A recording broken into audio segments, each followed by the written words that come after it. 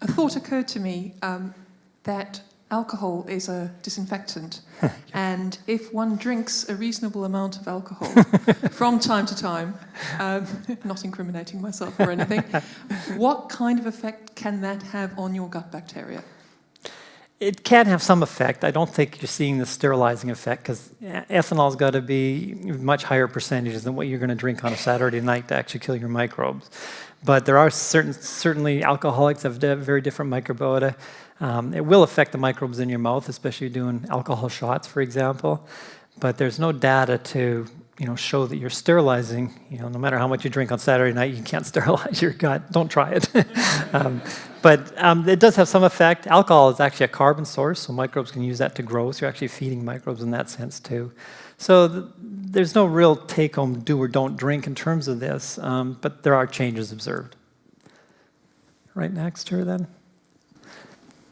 When one takes a course of antibiotics, presumably all the bacteria which are sensitive to that antibiotic disappear from the gut. How long does it take for them to get back? My other question is that some people take some kind of, yogurt bacteria. Right, probiotics.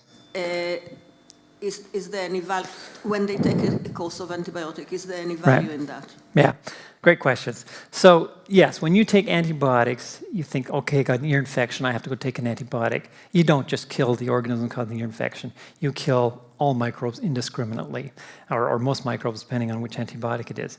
Some antibiotics do have resistant genes. I'm sure you've all heard about antibiotic resistance, and so those will not get killed. So yes, indeed, it does change. And what happens if you take antibiotics, you shift it like that. You don't kill all of them, you kill many of them. And then it comes back, but it doesn't come back quite normally. So if you do it again, you come back to here. And so basically, the more courses of antibiotics you take, the worse off you get. So you can get pretty bad, if you have a serious bacterial infection and the doctor says take antibiotics, take antibiotics. You're going to go to here. You're not going to go over to here. But it's the people that are on permanent antibiotic, chronic antibiotics, there's a problem. You bring up probiotics. There's some really interesting studies on probiotics. I can give you a long answer. Actually, if you go to letthemeatdirt.com, there's a button there, probiotics. If you click on that button, it will take you to a study that shows you all the probiotics that have been shown to work in Western clinical controlled, double-blind, placebo-controlled trials. The answer is not many probiotics pass that muster. Some do. And the point you bring up, post-antibiotic associated diarrhea, there's some probiotics that work for that quite well. So that's been shown to work. There's a yeast, so it's not a bacterium, there's a yeast that works for C. difficile. C. difficile is a bacterium caused by antibiotics. Yeast doesn't get killed by antibiotics, so that actually works. So there's a few cases of probiotics where they do seem to work. What I would like to say about probiotics is that we're going to see a whole new world. We're going to see probiotics 2.0, where you actually take probably a mixture of bugs that are isolated from the gut for the gut instead of lactobacillus, which is a vaginal microbe. You have to take 10 billion a day. None of it sticks. That's just like taking a juice or something or a compound. So I think as we get smart about which bugs do what, we're going to get much smarter probiotics where you'll take a mixture of certain microbes that work together for a particular condition. You'll take it once, they'll colonize in the gut, they'll set up camp, and they'll do what we think they do. So probiotics are currently not regulated. That's why there's all this. They're natural products, so they're not regulated. So you don't have to prove that they do what they say they do. So that's going to change as we get smarter with these microbes. Okay, right here. What do you think of the practice of taking a shower each day? That's a great one, taking a shower. So historically, we have not taken a shower every day. I mean, as we've evolved, and I'm sure you hear the stories of the 1800s and stuff, where personal hygiene was less than it is now. I don't know. I mean, that's something we have adopted in society, this absolute cleanliness kind of thing, 80% of people use deodorant or antiperspirants, for example, to inhibit this. They did the experiment where they put students in a room for 30 days without showers and watched what happened to their skin microbes. And yes, they changed. Yes, they stank. Is this good or bad? We don't know.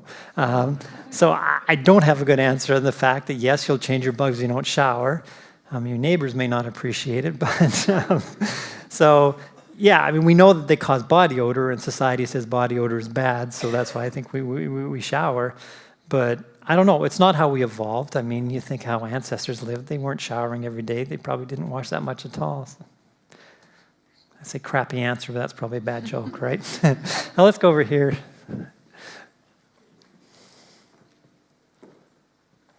I was just thinking, one of the things that we do now, we throw our food away by its sell-by date, and I'm wondering whether that has got any effect. If the food is older, it's going to presumably have different bacteria on it, and you know, I'm in the opinion, if it doesn't taste bad and it doesn't smell rotten, still eat it. Yeah, so sell date is a guide, obviously, and that's quite safe. So, you know, milk, if, you know, it's not rotten or whatever. But that even brings you to, say, fermented foods. We actually eat way less fermented foods, like, you know, sauerkraut and kimchi and all these other things than we used to. We, as a species, we actually ate a lot of fermented foods. And there's a lot of studies that show that eating fermented foods are actually good for you. They have beneficial microbes. I'm in your camp. If it doesn't taste bad, well, what the heck, you know, God gave us an immune system, we're going to use it, kind of thing. So, yeah, I mean, I've done the experiment too. I mean, we all have done the experiment where the, you know, best before date's expired, but, you know, milk's 2 days older. I need that milk and that coffee, so I'll have it anyway. You're not going to die from it.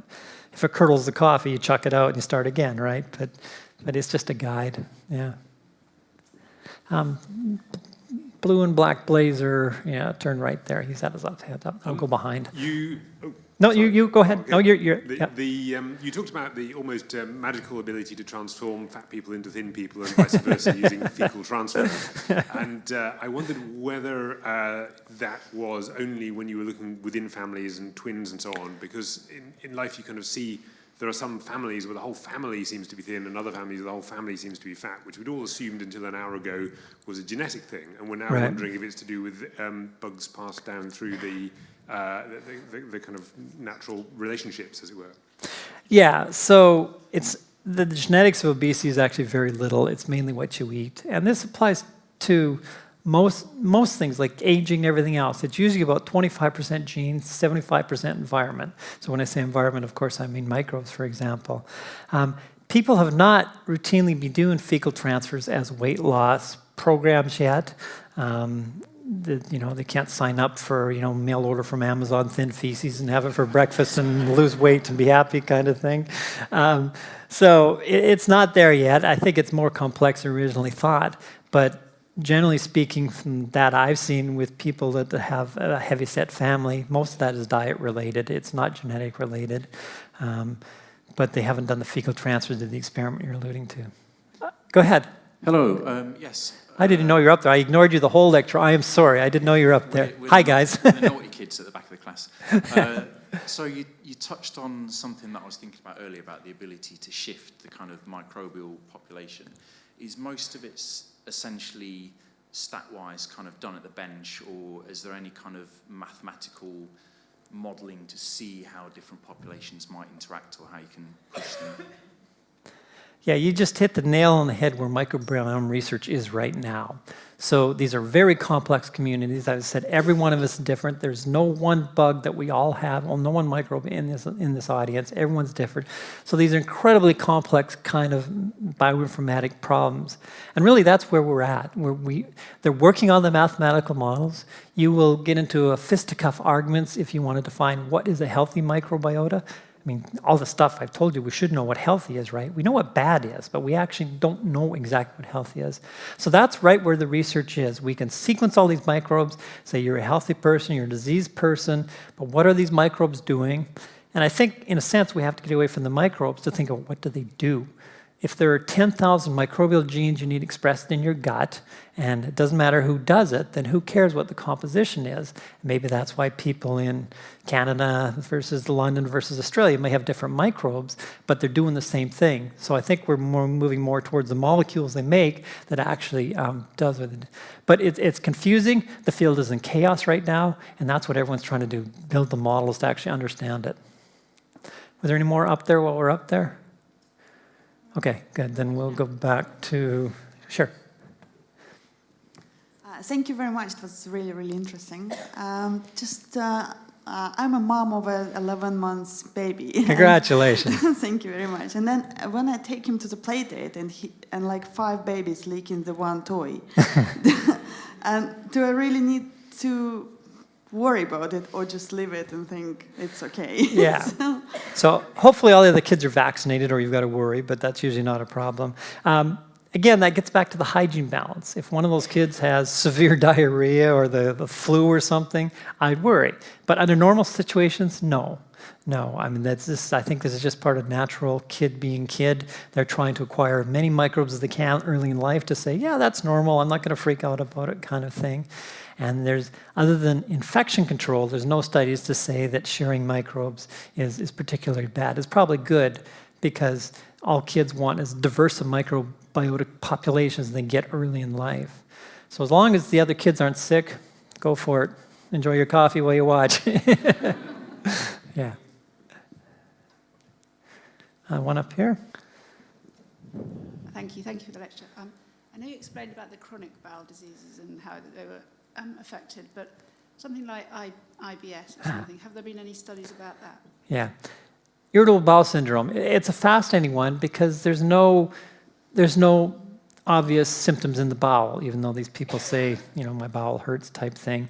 And what the research I've done on that, or at least looking at all this, is that this seems to be all part of the gut-brain axis. There's no doubt that there seems to be a strong microbial component to it, and there's some thought now these microbes are affecting brain signaling, which then mimics potential pain in the gut. As you probably know, a big issue with IBS is they'll often treat it with, say, antidepressants or different mind drugs, because there's nothing obviously wrong, at least that we know of, that happens in the gut. So I actually discussed in this book a lot that that we think it's probably microbes influencing brain that is giving you. There's no doubt that person has something, but it's not an obvious inflamed bowel, for example. So there's a lot of thought that it has to do with microbes affecting how the brain works. It's not proven yet, but there's a lot of smoking guns. Yeah. I think we have one more. Okay. So there is an issue that vaccine can actually increase the risk of autism. Do you think it has something to do with the general composition of the microbiota itself? Yeah, so the autism question. So there's an awful lot of one-off reports of mother has healthy kid turns 2, gets severe ear infection, goes on antibiotics, become autistic. Mother blames antibiotics. People say mother's wrong. It can't be antibiotics. Mother's convinced. Mother finally convinced person to do fecal transfer to autistic kid gets better. So there's lots of one-offs, but that's not a clinical trial, and you can't actually believe that. So actually now, as we speak, there's big trials going on. Do fecal transfers actually work in autism? Now, autistic kids, their bugs are different, but they don't eat normally. For example, they're very fussy about foods and things, so that could be affecting the bugs. But there's a lot of circumstantial evidence that microbes are involved in autism, but there's no proof yet. So I'm dancing carefully around this. I'm not saying autism is caused by microbes, but there's an awful lot of correlations and things that there's a microbial component to it. And there's a lot, there's a lot of work going on there, but I think the verdict's still out about that one. Yeah. There's one there. Hello, thank you very much for the lecture. It's all right, I'm just here. Oh, here you are. I can't see. Sorry Yeah. about that. Yeah. I wish you could tell me something. A long time ago, when I was 26, I had a vagotomy. I had a congenital hiatus hernia. And I've only just realised recently, I've always been skinny. And then I was talking to several professionals, and they said, I'm sorry, everybody, that one of the reasons you have never been able to put on weight is because that only a certain percentage of your food is absorbed. I certainly eat a lot. I'm now a lot older than 26. I'm 78. And I still can't put on weight. You said you had a vagotomy, so you had the vagus nerve cut? I had the vagus nerve cut when I was 26 years old. Well, that affects gut motility for one thing. So it may affect the speed of food moving through you, and that will obviously affect microbial composition. I don't know. Count your blessings. Eat up. I don't have a good answer for that one. I can't answer that. Yeah. Well, you probably don't have Parkinson's, so that's a good sign. So think on the bright side. I don't know. Yeah. Oh, hi. I have ADHD, so I wanted to know if it was microbes that caused it, how would it cause it? Yeah, it's a terrific question. We don't know how it caused it. It's probably caused by not for whatever reasons, not having certain microbes as your brain is developing, that'll influence it. We don't know, I mean, we don't know really how ADHD actually works, but it's probably due to microbial exposures, and for whatever reasons, you might not have got certain microbes early in life that affects how things actually work. Yeah, the problem with this whole field is we know a lot less than we know. So it's a great question. I mean, researchers are looking at this all the time now, and they're trying to figure this out, but we don't have a good answer yet for it. Yeah. So just following, so you said tackling microbiota in the first year of age could help children in the future not develop asthma, sensitivities, maybe ADHD, etc. So how do we do that? Well, yeah, I mean, that's the whole, like I say, each chapter in this book is the do's and don'ts about ways based on science you can expose your kids. I generally think, how have we evolved as a species? You know, think, you know, back 100 years. What did a kid do? Think what a kid does now. They're a very different life, right? So I think, you know, let your kid go to the playground. Let your kid play with the toys that 5 other kids are chewing on, you know. Relax a bit in terms of, oh my gosh, they're dirty. Great, you know, it should be encouraged, you know, just wash them off before you eat kind of thing. What worries me is that, you know, okay, they're in the playground, but that playground, the microbes in that playground are not the same ones that were there 100 years ago. Yes, they're not going to get polio and diseases from that, but they're also not going to get these other microbes, and we don't have a good answer for that.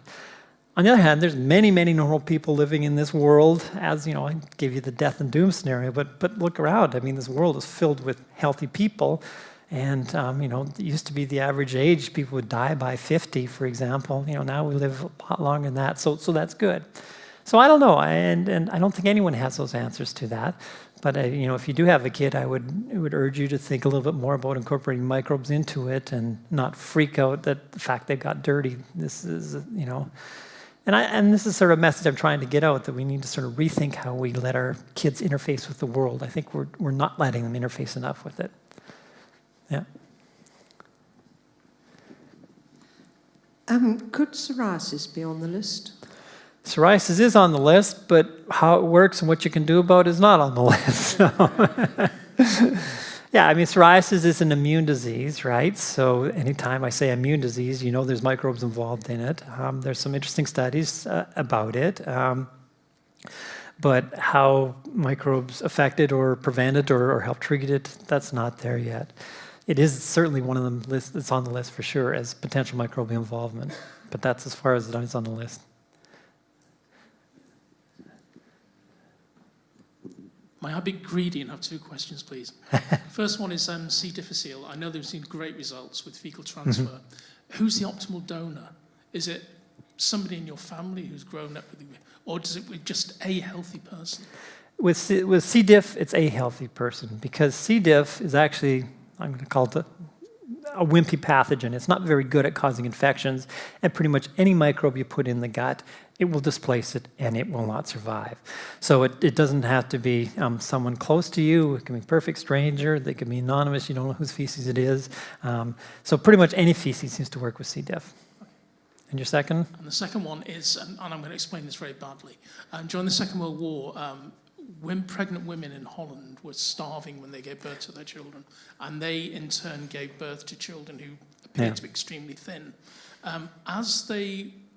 As nutrition got better, did those children's microbiomes reset, or did they stay thin? And did they in turn then pass them on to their children? From what I know about that, that's mainly what we call epigenetic programming. So that's modification. The DNA isn't changed, but there's modifications on the DNA that cause different genes to be expressed and stuff. And that's actually an inheritable trait, and that can be passed on. So I don't think that's microbes per se. That's what we call epigenetics, which is a way of basically making your DNA respond differently, shall we say, and that can be passed on to generations. So I don't think that's microbial in the fact that they were just starving. Yeah. And there is one.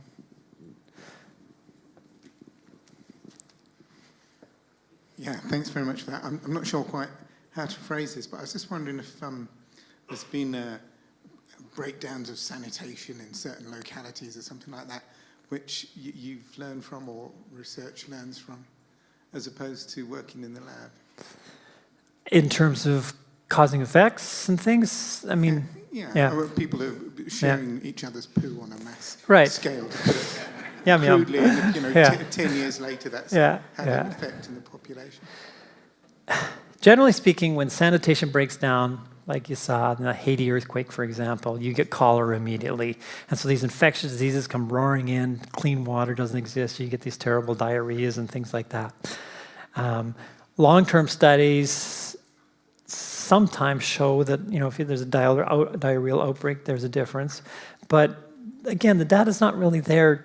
I mean, 10 years ago, we weren't even thinking about that. We were just thinking, how do we prevent the diarrhea? We weren't thinking about other feces. Maybe that's actually good for them. If you didn't die of cholera, maybe you're better off. So we don't know that. But I'll give you one example that drives this point home. So I told you about the Canadian study of young kids getting microbes that prevent asthma. So we did the same study in Ecuador, and rural Ecuador. So for some reason, it has a similar asthma rate to the kids in Canada. So the moral of the story is, same concept is true. Early life microbes play a big role, but the microbes were very different. And that makes sense because they have different microbes. But the most amazing point I found about this study is they looked at, well, what causes increased asthma rate? So C-section did, antibiotic use did, sort of thing. And the highest risk factor for getting asthma was clean, potable water. Those that had clean water were at risk for asthma. Given everything I've told you, that makes sense now, right? But when I saw this, I was stunned because we all think everyone should have access to clean water, right? Ironically, that puts it more at risk for asthma. Now, they're not dying of infections and things. But so that gets to this whole balance, and we tend to think, clean is good, let's fix these kids. Yeah, everyone can have nice clean water. That's the highest risk. It's higher risk than getting antibiotics just from getting asthma. So those studies will probably be done in the future now that we know these things are happening, but there's no good answers there. Yeah. So I noticed in the slide showing asthma rates, which is described as a Western disease, Brazil was also very high. What's the story behind that? Yeah, great question. Great eyes, too. So, yeah, Brazil was red, right? What does that mean? Don't have a good reason. There's two reasons postulating. One is people in those countries are now moving more towards an urban setting, so that might be increasing it. But I think the point you're alluding to, which is a fascinating one, all of Brazil has an 85% cesarean section rate, and in the big cities, it's over 90%. Because there's two reasons. One, it's cool to have a bikini scar, and two, the obstetricians and gynecologists are unionized, and they don't want to do night call, so they say, forget it. Come in Monday at 10, we'll do your C-section, and you'll have this cool scar, and life is good. And so I don't know if this is the reason for it, but it's a fascinating concept to think that all these kids are born by C-section. What's that going to do for them 25, 30, 50 years from now? And I'm sure that's part of the reason. And then part of the reason is urbanization, because we're seeing all through South America these increases in urban settings of asthma. So Brazil's now aware of it, and they're trying to fight the obstetricians and gynecologists, say, no, actually, you do have to get up in the middle of the night, and you got to do that C-section, or you got to do that vaginal delivery if it's a healthy type delivery. But it's a very interesting societal question. Should you make someone get up in the night to give a vaginal delivery just because they'd rather sleep in? So, yeah. I see some of your faces when I said that, and it's quite interesting. Way up at the back, maybe? So, basically, before you said that the microbes have effect on brain. So, what is the effect on the human intelligence, or different? What the microbe effect on brain activity? So we don't know the answers to all this about the microbes of brain yet and brain activity. They affect how the brain develops. We know that germ-free animals, their brains don't develop normally. In mice, for example, if you take microbe-free animals, normally mice like to hide in corners. This is normal mouse behavior. If they don't have any microbes, they hang out in the open, which is bad for a mouse because the cat can eat you kind of thing. So we see behavioral differences there. Same as in rats. We see much higher levels of depression and anxiety and stress in these microbe-free animals. But the question you're getting at, well, how come? We don't know. Like I said, they make some neurotransmitters which may affect how the brain functions. They affect the inner nervous system, which affects brain-gut type things. So we don't have all the answers yet. I think we're now realizing they have an effect, so now people are just starting to do the studies. So I can't say how they directly affect brain activity yet. Yeah. Would you ban hand sanitizers, antibacterial sprays? Yes. All things that marketing men have invented to scare us? if you've been awake for the last hour, you can guess my answer, right? Of course I would. There's no data to say they work. That's why FDA banned it. And also, they're full of antimicrobials, which increases resistance. All the studies say soap and water, that's cool. Yeah. Out of interest, how do you make a mouse depressed? You actually take their young away. Seriously, that's, yeah, you do, yeah, I know, yeah. And the other way is you basically put them in a swimming tank and you measure how long till they just finally give up. I know they're terrible experiments, I don't do them, but yeah. And then behavior, it's like little cage, you can put them in cages and watch how they run around, whether they hide in the corner or go out or not. And there's a whole field of this that people are doing this. Yeah. So what's the happiest thing about microbes? Yeah, on that depressing subject, there's hope. I think there's hope. We figured this out, right? This is really exciting. We can do stuff about it. And this is not like, gene therapy. If you have Huntington's or something, you can't fix that gene. You're done. We can fix our microbes. You guys can eat healthier. You can expose your kids to microbes. These are all good. You can eat probiotics and yogurt and things. So I'm very optimistic, and the reason this field is, I think, so exciting is we can do something about it now. And we don't know all to do about it yet, but it's really exciting because, all these areas we never dreamt microbes involved. And being a microbiologist, I love it, right? I get to go to neurobiology meetings and immunology meetings, and you're actually revered there because you know something about microbes, and they know nothing, but they realize it's important. So it's an exciting field, and stay tuned. It's just going to get more and more exciting. Yeah. Well, thanks a lot for the talk. It's absolutely fascinating. Well, he'll be signing the books outside as well. But it just remains for me to thank you very much for giving such a wonderful talk. Thank you, John. Thank you very much. Thank you. Thanks.